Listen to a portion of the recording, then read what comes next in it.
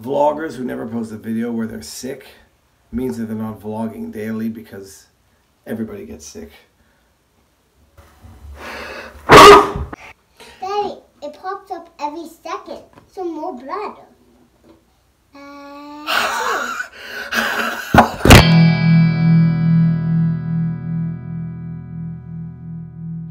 It is day 3 of my cold, and I am not the type of person who colds well. Just a brief follow-up on the Jack Conte video. I have been reading all of the comments. Barney, don't you dare hump me. I have been reading all of the comments, and I think I may be guilty of one of the crimes that I am cardinally against, which is raising an issue without proposing a clear solution. And that may have been my mistake. What do you say? Yeah? Fish. He wants to watch fish. Fish? Okay, after Daddy does this. For those of you who are new to my channel, I am a retired commercial litigator, and something actually happened to me when I was closing out my litigation practice that sort of influenced my point of view on the last video I made about Patreon. I had a client call me up when I was on the verge of closing my practice, the litigation side, asking me for more legal work. And I said, I'm sorry, I can't do it, I'm no longer taking litigation.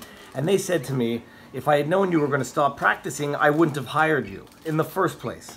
It was a weird feeling because I had worked for them several years earlier, and I felt guilty about the... You want to watch fishing? Okay. And I felt guilty about the fact that I had decided to wind up my practice because they liked me or had the expectation that they wanted me as their lawyer in the future, and they were disappointed and a little bit irritated, and they sort of gave me the impression that they felt bad about having hired me in the first place because they could no longer continue in the second place. Okay, dude. So there's that. And another example in a similar vein, I had a client of a long time who was heavily invested in a file, and there became some sort of feeling of, well, I've given you this much over the last year, so you owe me this or you owe me that, or I'm not really asking you to do it, but I'm strongly suggesting that you do it, otherwise you're going to lose one of your bigger... What are you doing? You know what? Just break it where it breaks naturally. And for those of you saying that this is all in my head and a business doesn't have to cater to it, absolutely. I'm not shy about the fact that this is all in my head, but that's like saying that a restaurant doesn't have to offer vegetarian meals because vegetarianism is all in the person's head, so they should just have to eat meat. If a business wants to grow to a different market...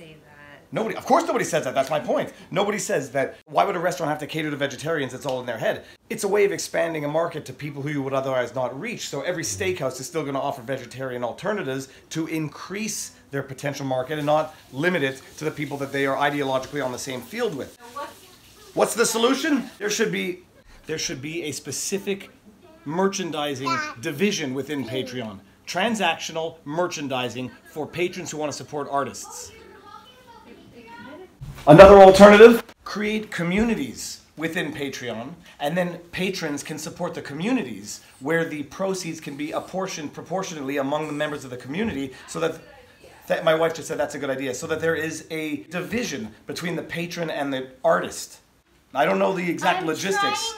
To color in peace. Create communities. Oh, I look terrible. I look terrible, eh? Pale, baggy-eyed. Oh, I'm sorry, I'm too heavily invested in this video. And by the time you'll be watching this, Open your card. It's for birthday. By the time you watch this, it's going to be my birthday. There's nothing quite like being sick. Oh, you just paper cut my neck, I think. Seriously, am I bleeding? Am I bleeding? No. There's nothing like being sick on your birthday, but at least I'm going to be healthy for the weekend. I only made a card. Well, this is the most beautiful thing I've seen. Oh, this is Picasso-level art. What is it? I'm not joking. Were you going for a sort of a cubist type surrealistic? No, I just did that. So those are my concrete suggestions. I have in fact... Here's your birthday present. Thank you very much. This is going to be good for putting fish in, or fishing lures when we go fishing. Or dog biscuits. You want dog biscuits? Thank you.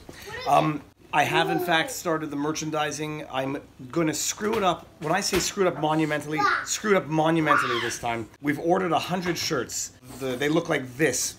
You should see the picture right now. We've ordered 100 of them. I can only accept email transfer and PayPal. But the next time around, I signed up to a website platform called Represent because PewDiePie uses it, and if PewDiePie uses it, it has to be good. So we'll do it right the next time. I'm accepting that I'm going to have screwed it up this time, but you learn from your mistakes more than you learn from your successes. Are we done? You want to see Barney get jealous? Watch this. Oh, he's in there. I love you too. I love you both. So that's it. Subscribe and hit the bell notification because I've been watching a lot of YouTubers and that's what they say at the end of their videos. So there's a subscribe button and then there's a bell that's for notifications, and I've only uploaded 1,000 videos and just figured that notification system out. I learn fast. Peace out. Alright, and walking the dogs tonight, editing this video, I realized that I didn't say how much the shirts cost, so I'm really off to a great start with this merchandising. $25 US or 30 Canadian. At the current exchange rate, you would be saving $2 if you were to buy them Canadian. So, you probably want to do that if you want to save $2.10 at today's exchange rate. See how this works. Nighty night.